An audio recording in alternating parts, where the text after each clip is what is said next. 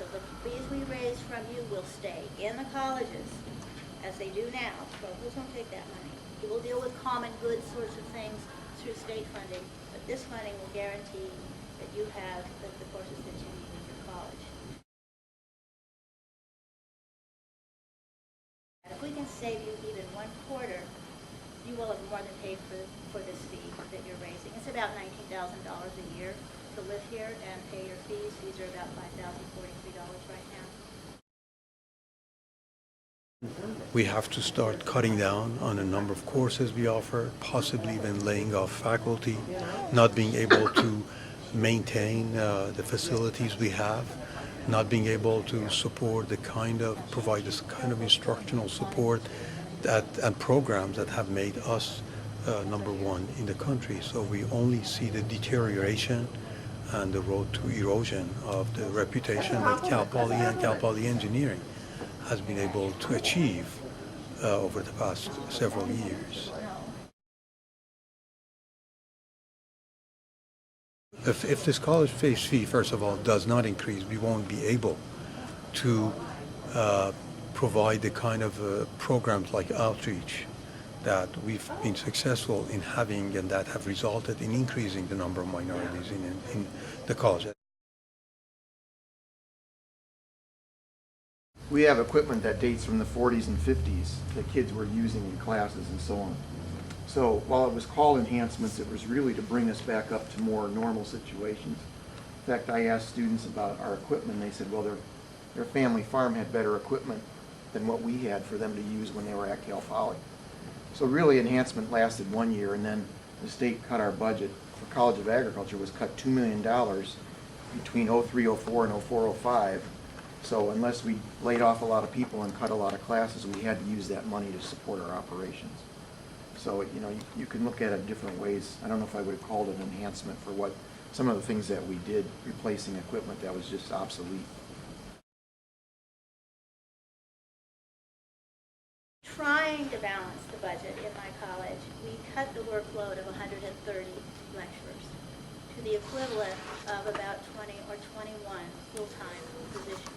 That's 220 sections of classes we cut.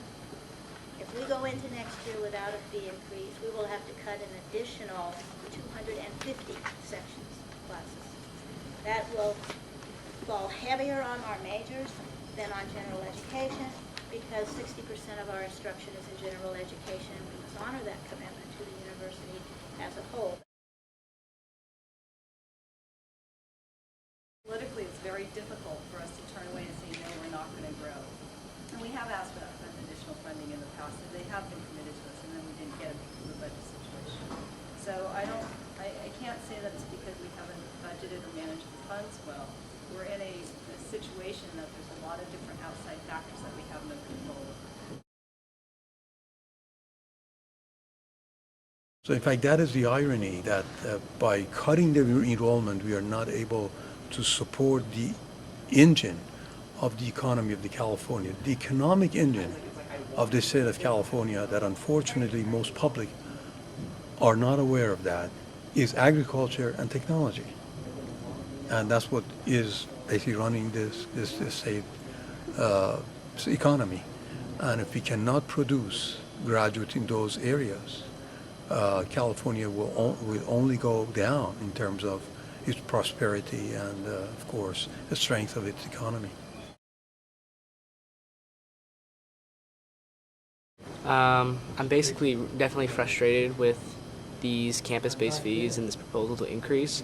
I want to know what alternatives have been looked at for solving this problem instead of taking it out on the students. I feel that the problem is derived from poor administration, budgeting, and just all these politics with money, and it seems like it's only being taken out on the students and not the ultimate people who are causing the problem. A lot of it seemed like whenever I'd ask a question or I'd want them to be getting a little more detail, the answer would be, oh, it's a little more complicated than what you would expect, and so well, explain it to me. I'm not like stupid, maybe you want to explain to me. I think the reasons why they say that is because there's a politics to it. They realize that what I'm going to hear is not what I'm going to want to hear, So they try to avoid it as much as possible. So it really only solidified my vote for no on these increases. So. And she said that there's a lot of pressure from the CSU systems for us to increase enrollment. One of the reasons why I came to Cal Poly was because the student-teacher ratio is so small. And for them to give into this pressure, they're the ultimate deciders of this. They shouldn't give into this pressure. And they don't have the money to deal with it, to keep our class sizes small, our student-to-teacher ratio. That frustrates me that all of it's then eventually taken on the students.